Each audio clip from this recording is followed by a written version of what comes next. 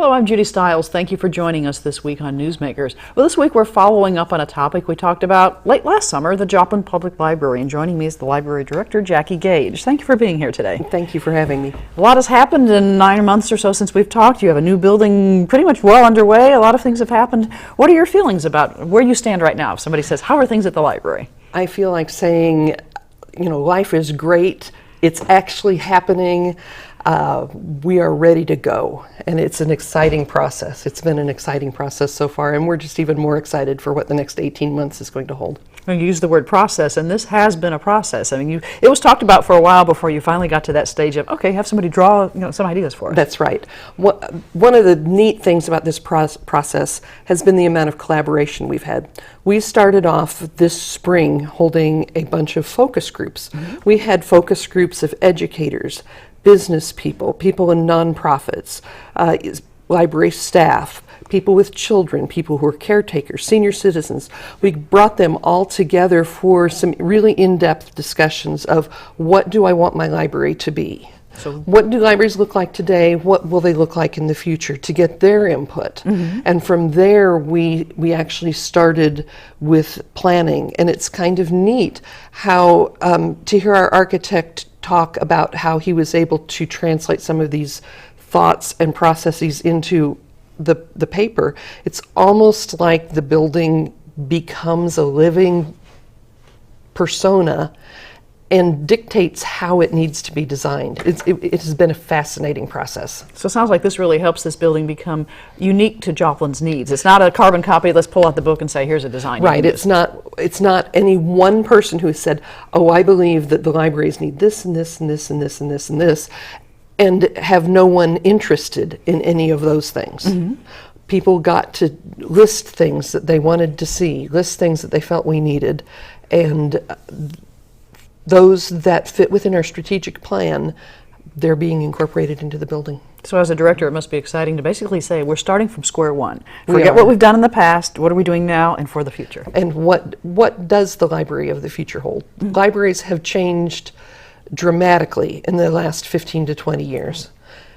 With the event of ebooks and downloadable, everything digital, the libraries in the next 20 years are going to be completely different, and we want to have designed this process so that we can respond to the needs we don't even know exist right now. So being adaptive, being able to adjust as things happen. Being in the future, flexible. Flexibility.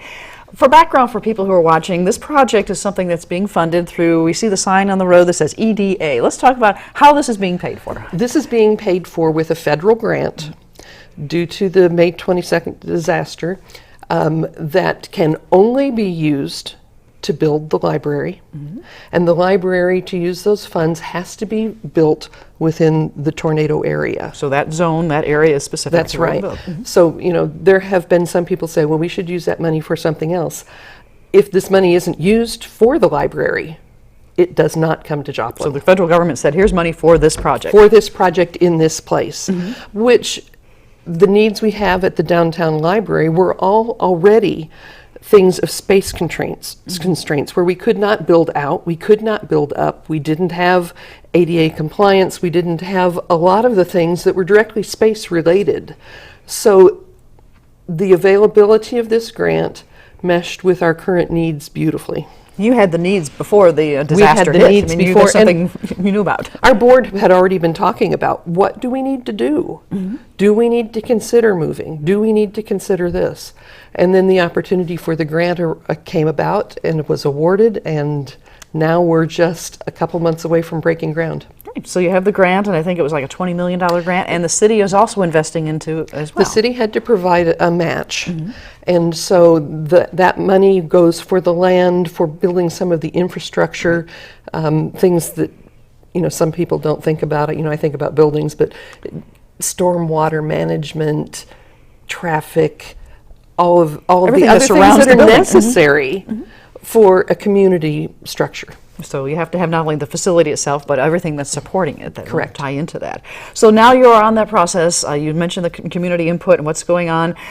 Briefly, I know we talked last summer about the problems with the current building. You've mentioned a few of those. So a lot of the goals are, let's get over these problems we've had, the challenges instead of problems perhaps in the That's current correct. facility. That's correct. And so you want to get over those ADA concerns, size concerns. It was so much fun. Just the other day, one of the people who had actually come to me with concerns, a gentleman in a wheelchair, saying, I just would love to be able to browse the shelves, but I can't. And I had to say, we can't spread the aisles apart.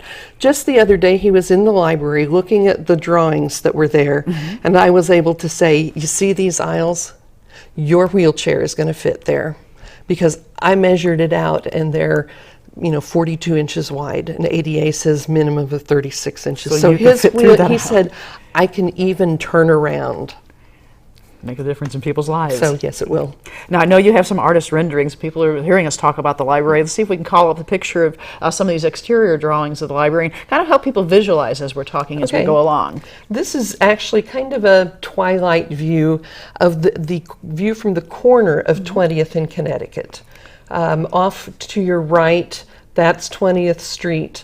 The edge of the building on the left goes up Connecticut So Street. that northeast view, you're looking to the northeast, right? We are looking directly to the northeast, and that view actually looks right into what will be the children's department. Okay. So a lot of windows there, a lot of light, natural light? There will be a lot of natural light. It's not quite as many windows as the renderings make it look like, but there will be a lot of natural light, and they've built in things that will negate the glare that sometimes accompanies natural light. Right. So it will be a gorgeous facility. So you have this end, and looks like the building extends for quite a while. Now we have another view. Tell us what we're looking Okay, at from this side. will be the main entrance.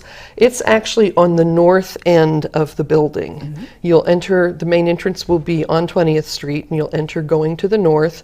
There will be lots of parking places. So the parking That's lot will be something that makes me substantial. very happy. There will be lots of parking places.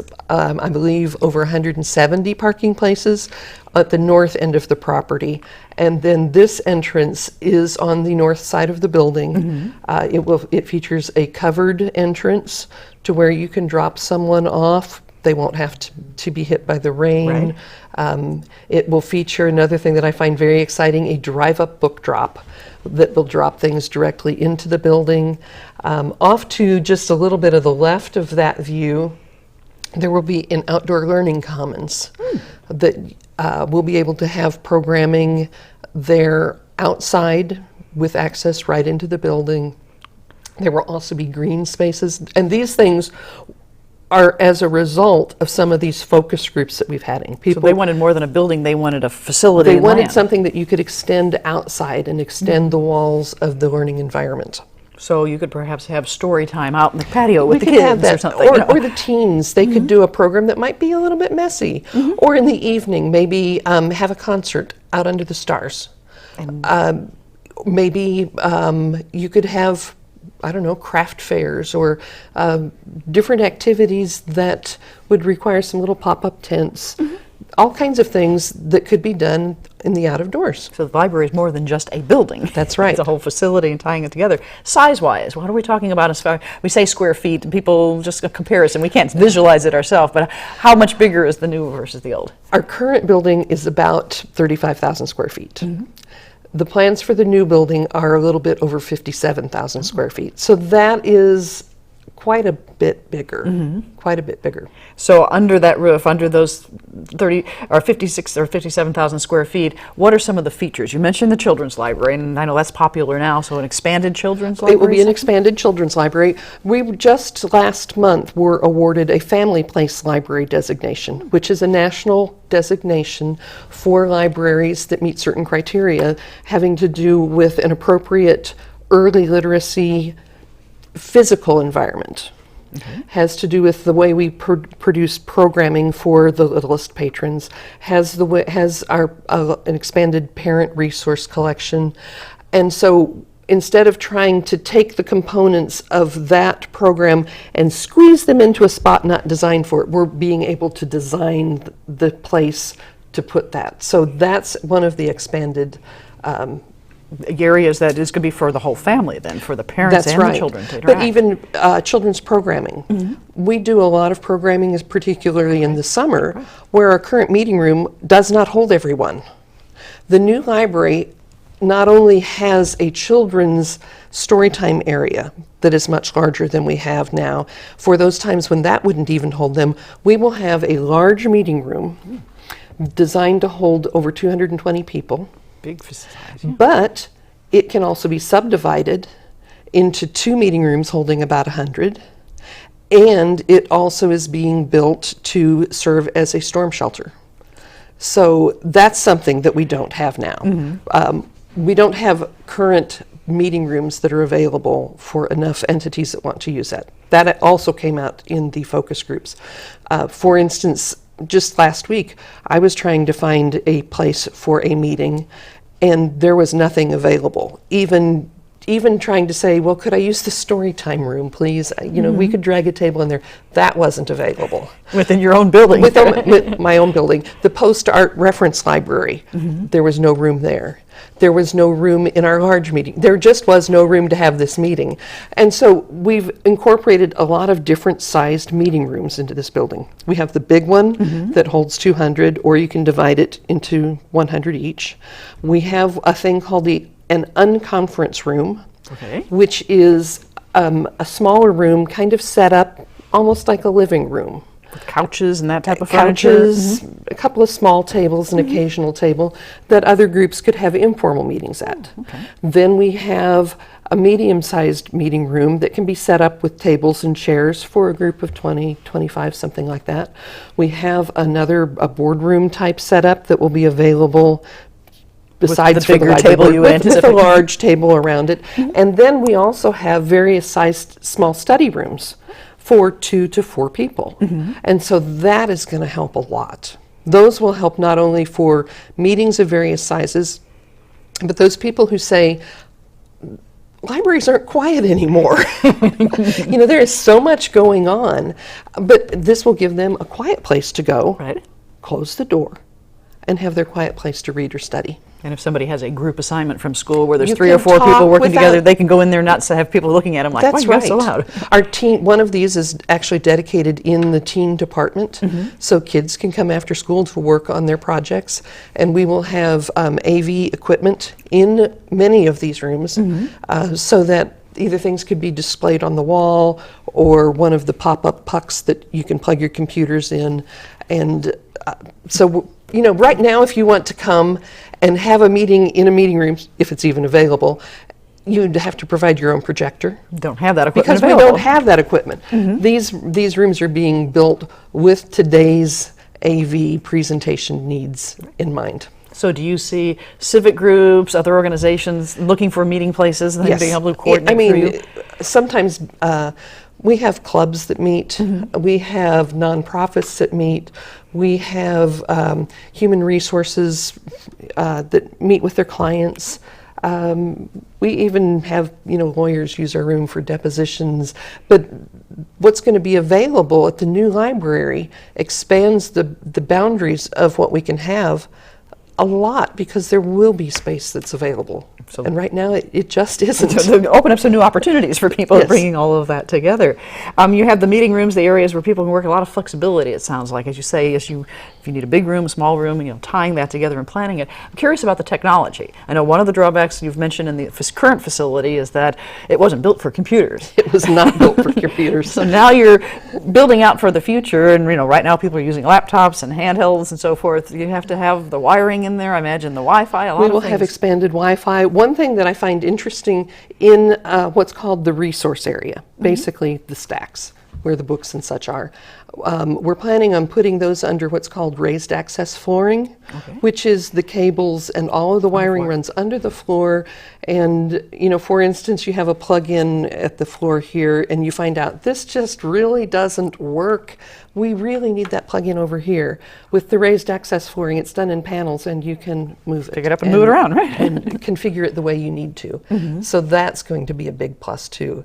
And I have told the architects on more than one occasion, there is not such a thing as too many outlets. Well, everybody has their phone, they need to plug it in, or That's their right. iPad or whatever, they need a place to plug it in. Yes. So charging stations where people can get into the technology. And you know, much of the library furniture today is built with those capabilities integrated into the surface or the legs, or it's just part of what libraries have now, and it's part of library furniture even. So the whole furniture aspect of a new building, you're not just talking about tables and chairs. You know, we can think, well, you just put in a bunch of tables, people sit at the chairs. You know, you're the whole technology involved in how people are utilizing how they sit and how they use the library. You know, how do you set up the computer lab? Do you set it up in like little cubicles? Do you set it up where you can spread out and work?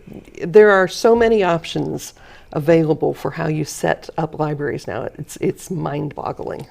What about the energy side of things? You're talking about using a lot of electricity and so forth. Are you incorporating energy efficiency, those type of techniques into the We facility? are trying to build this as green as possible, using things like stormwater retention, using LED lighting for low energy consumption, even using perhaps some monitors, for sunlight monitors, I guess they would be called, where if it's a bright day outside, maybe the lights on the perimeter of the building aren't on inside because you have all this ambient natural light coming in, so why waste electricity when you don't have to? So we're talking about doing that, you know, low flow toilets, low emissions in the furnishings and the carpeting. We're trying to build everything as green as possible. Light sensors when you go in the restroom, things like that people are seeing in a lot of new Yes. buildings and tying that together. Well, what about some of the features you have in the current facility? And people might be curious, are they going to be moving with the new one? Perhaps, you know, like perhaps genealogy research and things like that. We will be having still the local history and the genealogy.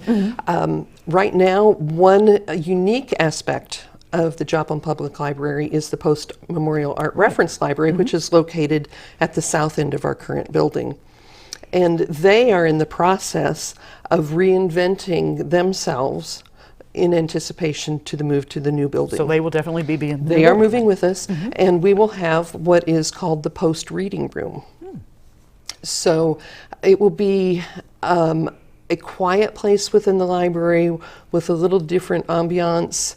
Very quiet and reflective. Mr. and Mrs. Post's portraits that hang in the current building will come over and flank a new fireplace in the new building. And the Post director, Jill Sullivan, just took over from Leslie Simpson, who had been there for more than 30 years. Jill will be in charge of the Post's participation in the library, and there will be more exhibits, more arts and culture type programming that they will be responsible for. And people will still be able to do their research and so forth. Yes. through Yes. and tying all of that together. So those programs are being developed by them that'll tie right into what you're doing. I have said in the past that they're a separate entity within our building, that we were kind of like two entities that were side by side. They will remain a separate entity with their own identity, but will be more like two entities holding hands than just remaining side by side, and it will be a much more collaborative and cooperative process. And complement what each other are doing. It's going to be a good move for both of us, I think. Tying that together. So becoming the location for people to do a lot of research, a lot of information. The technology, we've talked about computers and so forth. What about the basics of books? You know, people say, are books going away from libraries? You're still going to have those stacks and lots of books for people to read. I don't think books are going away anytime soon. We have had physical media to read since the libraries of Alexandria, since the libraries of ancient Ephesus. They were on a different media. They may have been scrolls and papyrus, but I see a place for both of them. I believe ebooks continue to grow. Right. We have more circulation in ebooks than ever. That keeps growing. But I think that there's always going to be a place for print media. In 30 years, if I'm wrong, you can come and say, you were wrong, and I'll confess. But I think there's always going to be a place for both of them. A lot of people just want to be able to pick that up, read it in their hands, and do the research by flipping the pages. And they don't really want to take their computer into the bathtub to read while they're soaking in the tub. Don't take it to the beach and read it. That's right. Some people may, but it may change a little bit. And that's one of the reasons we're trying to build this facility with as much flexibility as possible. If it turns out that collections are not as much physical, The physical books, right? Mhm. are not as much a part of libraries as they are at this point, we will have the flexibility built in to be able to react to that change.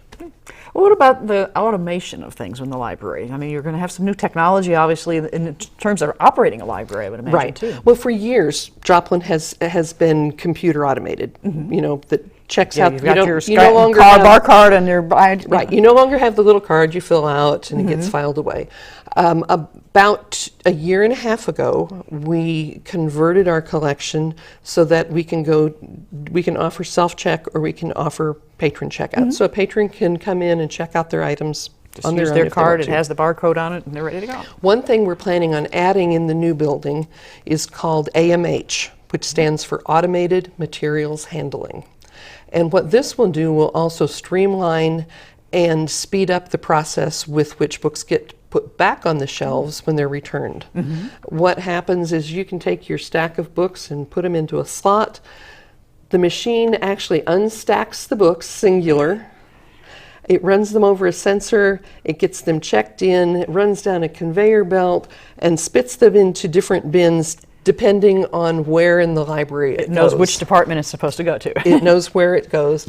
And then our shelvers will just have to take this bin of books, put them on the shelf. They're already pre-sorted. And that way, we won't need to use as many man hours in checking books in and sorting books. And those people can come over here and do more patron assistance, more hands-on with patrons. Programs and so forth. And well, that'll also speed things up for patrons. A lot of times you look online in the catalog, well, this one's checked out now, I got to wait till next Thursday to see if it's back. You know? Well, or even, oh, well, it says it was checked in. Well, you know, it was checked in 5 minutes ago and it's not on the shelf yet. It should shorten the time between when something is checked in and when it's actually on the shelf. So getting more access to the materials. Yes. How about developing new programs? You talked about, you know, people being able to go over to work with patrons. You have a lot of ideas for library programming beyond checking out books and those types of things. Well, that's what I was mentioning with Jill as the head of the Post Foundation. We're hoping that, you know, she can bring in some more cultural events. We already have adult programming. You know, this summer we have had already programs on female scientists, and we've got a superheroes theme this summer. So Dr. Simpson did a program on Lord of the Rings. So we always have ongoing programs for adults, but we are hoping that we will be able to increase them. Some of it even has to do with becoming creators of content versus consumers of content. Okay. Part of the new features of the new library will be some things called maker spaces. Explain what a makerspace is for our guys. A makerspace is an area where people can create content based on what we decide to put in it. And right now, we're still formulating What's going to want be in to that do. space, right? So that's my caveat, is it's not completely, this part isn't completely planned out yet. So what I have to say may or may not come It to may fruition. change between now and the actual project, right? Some things that I see are a digital conversion lab. I have umped 11 hours of VHS tapes of my kids and their sporting events. I would really like to change those to burn them onto a CD, DVD, digital content. I don't have that kind of equipment at home. Right. If it was available at the library, we could make that available for someone. I have boxes of photographs that have never made it into an album. Perhaps a good scanner, a quick scanner, we can make available to patrons so that they can scan photographs into Save digital those media. family pictures that they might have, right? Maybe it's something as simple as, maybe there's some simple recording. You've got a nice recording studio here. Maybe it's a small recording studio. Maybe it's audio, maybe it's video.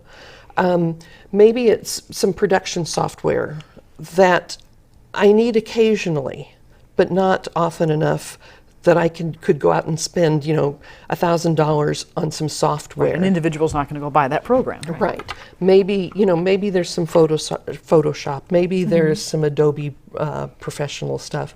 Maybe there's a project that I need access to a Mac for. There's just all kinds of these ideas for maker spaces that are out there. And that's something that we're spending this summer kind of researching and seeing what options are available. Some libraries have tool lending in their makerspaces. Like you need a hammer or a screwdriver? Yes, yes. Some do sewing machines. Well, That's not real high on my... it's not the technology when you're looking at it. Right, but a makerspace can be anything where the person who comes into the library creates rather than consumes. Now, I know we've in the past we've talked about people wanting to capture family history and do interviews and so forth. It sounds like this might be an opportunity where somebody to say, I want to bring mom in and have her tell those family stories and record them or something. That would be very appropriate for a makerspace. So tying that heritage and everything from people. Oral histories, Oral yes. histories and tying that aspect together. So timetable. We've been talking, people have been watching. What are we talking about as far as, I guess people say when we see dirt turned, what things are going to happen? Okay, you are the first person to hear this. Our groundbreaking is scheduled for Saturday, September 12th. Okay. That's not very long. And the thing that I find exciting about this groundbreaking ceremony is it is going to be more than a line of dignitaries with a few shovels turning dirt. We're going to make this a celebration, a family celebration with activities for the littlest ones. We're toying with the idea of a book cart parade from the old library site to the new one. Through town. Yeah. We're envisioning maybe the kiddies being able to take their little shovels and do some digging and get some goodies out of it. We're looking at a lot of different things to where we're going to make this a real celebration, because this is something that has been years in the making, and it's going to happen. So it's going to the community be involved from the Yes. groundbreaking on as well. Yes. Tying that together. Timetable then, once you break the ground, when do you anticipate being able to say, doors are open, come on in? Spring of 2017. Right. So that is about 1 3/4 years from now. So once the ground is broken, you're going to go to work pretty fast on putting that facility Provided up. that we don't have blizzards and weather floods concerns, right. and that sort of thing. But yes, we should be, the plan is to be in spring of 2017. And I imagine you're anxious for that opportunity. It's going to be a major move to move everything. I Yes, it imagine. is. But there are companies that their specialty is moving libraries. Okay. They have the plans, they have the designs, they have the capability to actually move it from point A to point B, and everything is where it's supposed to be. So those all thousands of books actually end up on the shelf in the right place. That's correct. So if people have questions, want more information, I know you have a website. We have a website, www.joplinpubliclibrary.org. Okay. It's long, but it's easy to remember. It's who you are, right? Looking at that website. We see it up on the screen right now. Beyond what we've been talking about, just basic reminder of people, they can find out everything from what books you have in your catalog, the resources available. And you can see what programming is going on. We're right in the middle of summer reading right now, and that's an exciting time with programs for little kids, teens, and adults. So check the website and find out what's happening with the Joplin Public Library. Well, Jackie, I'd like to thank you for visiting today, sharing some information. Looking forward to following up with you as you see the facility come together and progress from there. Thank you for having us. After we open, you'll have to have me back. You'll have me back and take a video tour, let people see what you have. That would be great. That'd be fun to do. And I'd like to thank you, the viewers, for joining us this week. I'm Judy Stiles. Hope you can join me again next week at the same time on this station. We'll see you then.